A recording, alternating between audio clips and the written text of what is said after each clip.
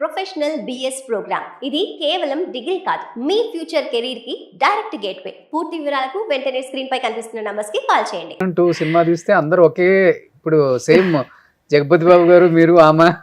అవును, కానీ ఆ సినిమా చాలా ఇంపాక్ట్ చూపింది మొన్న కూడా జీలో స్కిట్ చేసాం నేను, రోజా గారు, జగపతి బాబు గారు. ఓకే, చాలా ఇంపాక్ట్ చూపించింది కదా సొసైటీలో. మొగుళ్ళని నమ్మటం ఏంటి అసలుకి? ₹1,00,00,000 కమ్మారా? ₹1,00,00,000. అప్పుడు ₹1,00,00,000, ఇప్పుడు ₹1,00,00,000 ఏముంది లేని ₹1,00,00,000 ఆఫ్టర్ ఇప్పుడు. అప్పుడు ₹1,00,00,000 అంటే అమ్మో భయం అనిపించిందా నిజంగా? అంటే మీరు నిజంగా అన్నారు నాకేం తెలియదు, చాలా చాలా డౌన్, అంటే పెద్దగా మాట్లాడను నేను. అలాంటిది అంత ఇంట్లో నార్మల్ గా గయ్యాలి తెలంగాణ శకుంతల గారు మాట్లాడుతారు చూసారా, అట్లా ఉంటుంది మీ భాష సినిమాల్లోకి వచ్చేసరికి.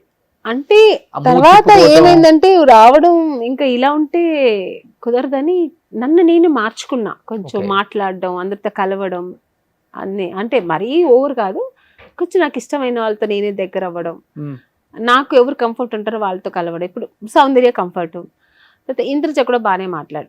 ఇప్పుడు మేము కలిసేది కాదు, అప్పుడు హీరోయిన్గా ఉన్నప్పుడు రోజా గారు కూడా బాగా మాట్లాడేవారు. మీనా కూడా బాగా మాట్లాడుతుంది, మీనా కూడా మంచిగా. సో ఇలాగా కొంతమంది దగ్గర నేను బాగుండేదాన్ని, అలా అలా కొంచెం మార్చుకున్నాను. సో తర్వాత ఇంకోటి శుభలగ్నం అనేది మన యాక్టింగ్ కదండి, అది అవును నా ఒరిజినల్ క్యారెక్టర్ కాదు కదా. చేతులు ఏదైనా నేను యాక్టింగ్ అన్నప్పుడు చెయ్యాలి కదా, తప్పదు కదా. గయ్యాలి క్యారెక్టర్ అయినా చేయాలి, సాఫ్ట్ అయినా చేయాలి కదా. చాలా మంది అంటుంటారు, మేడం మీరు అదంతా అంత గయ్యాలిగా చేశారు కదా, ఇక్కడ ఇంత సాఫ్ట్ ఉన్నారంటే అనుకుంటే అందులో ఉన్నట్టే నేను ఉండాలా ఏంటి? గుర్తుందా ఏదన్నా డైలాగ్ ఇప్పుడు మీకు? ఏమిటో అదొక్కటే గుర్తుంది.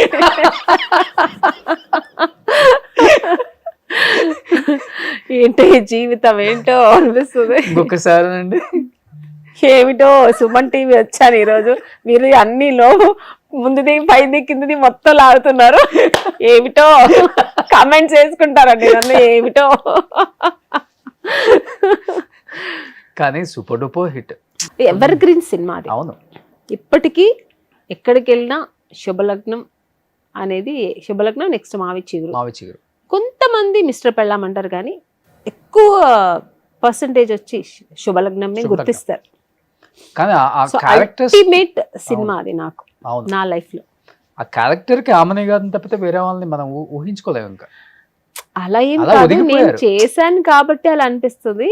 ఎవరు చేసినా ఎందుకంటే ఆ క్యారెక్టర్ రోజా గారిని పెట్టొచ్చు కదా మీ క్యారెక్టర్. ఏమో మరి కృష్ణారెడ్డి గారిని అడగాలి.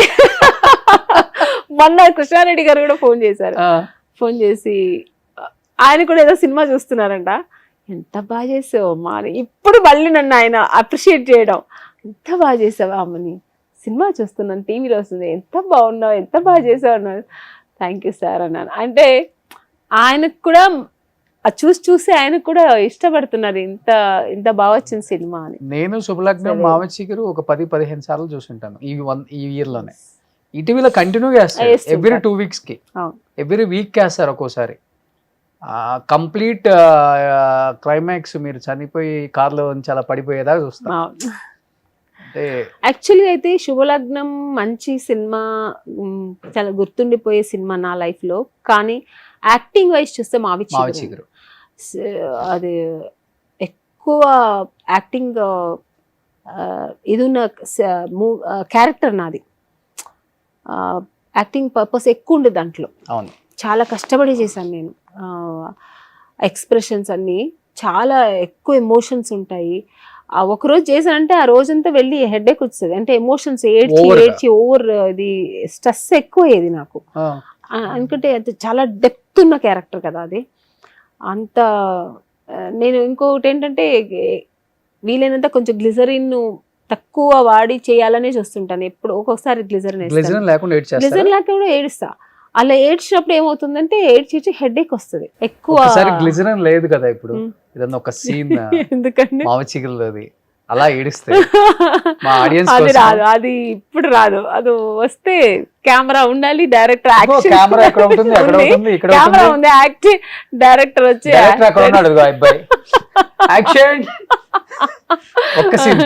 అసలు ఎమోషన్. మా జనరేషన్ కి మీరు పెద్ద ఇన్స్పిరేషన్ అండి.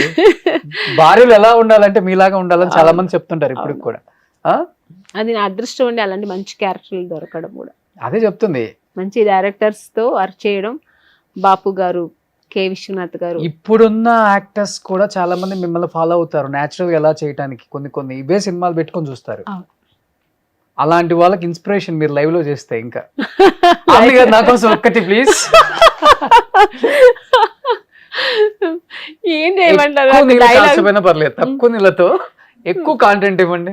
అంటే మావి చిగురులో తను వస్తుంది కదా ఇంటికి వచ్చినప్పుడు, ఆ ఒక పాట, మాట ఇవ్వమ్మా చెల్లి మర్చిపోకు నా తల్లి, నా ఇంటిలో నువ్వు మళ్ళీ దీపాన్ని వెలిగించా వెళ్ళి అని.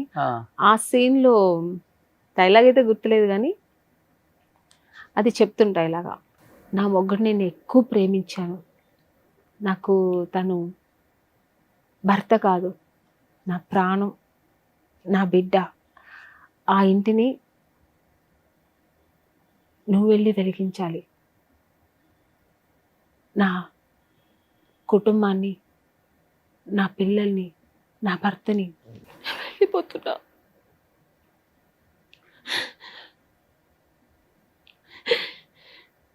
నేను ఈ ప్రపంచాన్ని వదిలి వెళ్ళిపోతున్నా, నా భర్తని చూసుకుంటున్నాను, నాకు మాట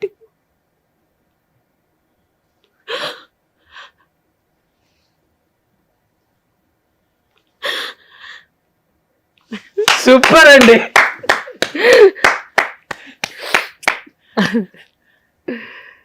నిజంగానే కన్నీళ్ళు వచ్చేసాయండి. వస్తాయి. అది ఎక్కువ దాంట్లో ఇదే ఉంటుంది కదా.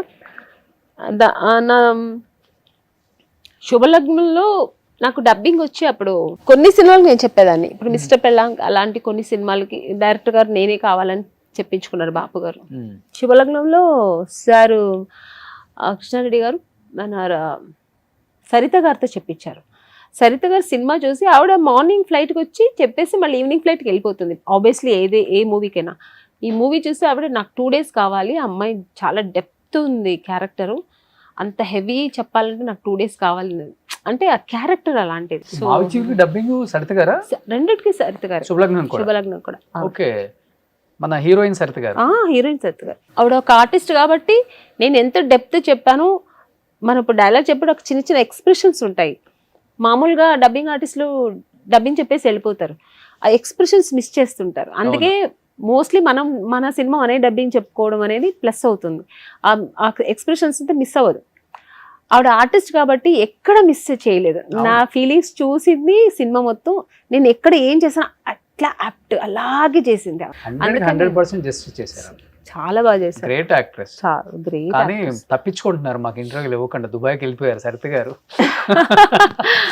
చాలా ఇష్టమైన ఆర్టిస్ట్ ఆవిడ. అవును అవును, చాలా న్యాచురల్ గా చేస్తారు ఆవిడ. మేకప్ కానీ డ్రెస్సింగ్ కానీ అన్ని చాలా న్యాచురల్ గా ఉంటారు. చాలా ఇయర్స్ తర్వాత వచ్చి తెలుగులో మళ్ళీ అర్జున్ చేశారు, గుర్తుందా మీకు? మహేష్ బాబు, ప్రకాష్ రాజ్. అసలుకి ఆ గయ్యాలి క్యారెక్టర్ లో అవును చూసి తర్వాత శివకార్తికేయన్తో కూడా సినిమా చేశారు తమిళ్లో. తర్వాత ఏదో చాలా న్యాచురల్ గా చేశారు. చాలా న్యాచురల్ ఉంటుంది ఆవిడ యాక్టింగ్. అవును, నేను చాలా సినిమాలు చూస్తుంటా. ఎందుకంటే న్యాచురల్ గా చేయడం అందరికీ రాదు.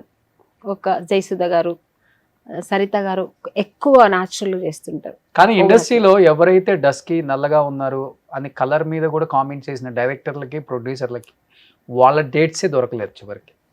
అంత బిజీ అయిపోయారు ఎంతో మంది. రాధిక గారు అండ్ సరిత గారు, మహానటి సరిత గారు, వీళ్ళ డేట్ల కోసం వెయిట్ చేసిన హీరోస్ కూడా ఉన్నారు. ఫస్ట్ మూవీలో వాణిశ్రీ గారు బెనియ నేత్రి ఆవిడ. కానీ మీకు కూడా ఫస్ట్ లో అది వచ్చింది కదా, కలర్ తక్కువ.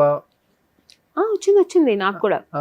ఇప్పుడు ఏదో కొంచెం ఉన్నాం గానీ అప్పుడు కొంచెం తక్కువే, మనం కొంచెం కలర్ తక్కువే.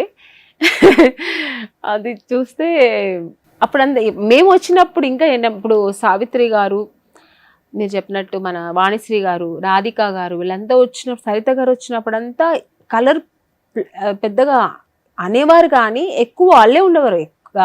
డస్కీ కలర్ వాళ్ళే ఎక్కువ ఉండేవాళ్ళు. వాళ్ళే సక్సెస్ అయ్యే వాళ్ళు కూడా. కెమెరాకు చాలా అందంగా ఉండేవాళ్ళు. మేము వచ్చేప్పటికప్పుడే ఎక్కువ గ్లామర్ వచ్చింది. కాదు, గ్లామర్ కాదు, మొత్తం నార్త్ ఇండియా నుంచి వచ్చేవారు కదా, అదే. నగ్మా గారు వాళ్ళు వీళ్ళు మంచి కలరు, హైట్ వెయిట్ అలా వచ్చేవారు కదా, వాళ్ళ పక్కన మమ్మల్ని వాళ్ళు చూసినప్పుడు అది కొంచెం ఫీల్ అయ్యేవారు. సో అందుకని మాకు నిజంగానే కొంచెం కష్టమైంది, వెంటనే దొరకడం అనేది చాలా కష్టమైంది.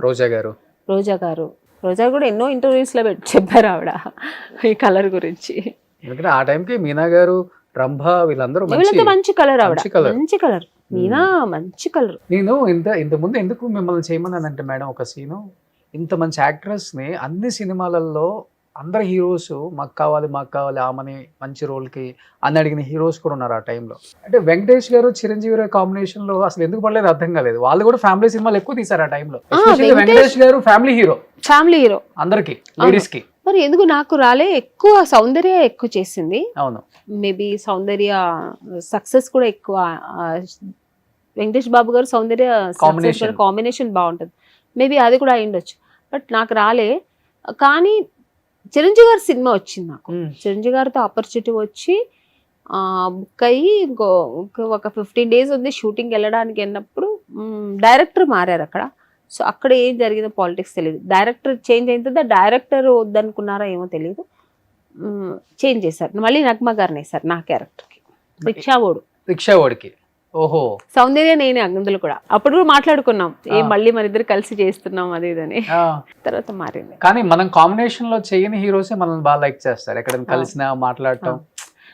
వెంకటేష్ బాబు గారు చాలా, చిరంజీవి గారు కూడా చాలా బాగా మాట్లాడతారు, వెంకటేష్ బాబు గారు కూడా చాలా బాగా మాట్లాడతారు కలిసినప్పుడు. కానీ ఇప్పటికీ చేయలేదు కదా వాళ్ళ కాంబినేషన్ లో, అస్సలు వెయిటింగ్. నాకు చిరంజీవి గారు మళ్ళీ వచ్చేది, ఖుష్బు గారు ఒక సిస్టర్ రోల్ చేశారు, స్టాలిన్. ఆ ఖుష్బు గారి క్యారెక్టర్ అడిగారు, నేను చేయనన్నా. నేను పిచ్చ ఫ్యాన్ చిరంజీవి గారికి, చిరంజీవి గారు పక్కన చేసి హీరోయిన్ గా చేయాలనుకున్నాను కానీ నేను చేయనన్నా. డబ్బులు కూడా ఆఫర్ ఇచ్చారు, మీరు ఎంత ఇచ్చినా నేను చెయ్యను, చిరంజీవి గారు పక్కన నేను సిస్టర్ అయితే చెయ్యను అన్నాను. మురుగదాస్ గారే. అవును, ఆయన కనిపించి ఉంటుంది మేబీ చిరంజీవి అంటే. మాక్సిమం చిరంజీవి గారు అండ్ ఖుష్బు గారు కాంబినేషన్ బానే ఉంది దాంట్లో, బాగుంది. బ్రదర్ అండ్ సిస్టర్ బాగుంది. నన్నే అడిగారు ఫస్ట్, చాలా ఫోర్స్ చేశారు మురుగదాస్ గారు. అవును, చేయనన్నా. మీ చిన్న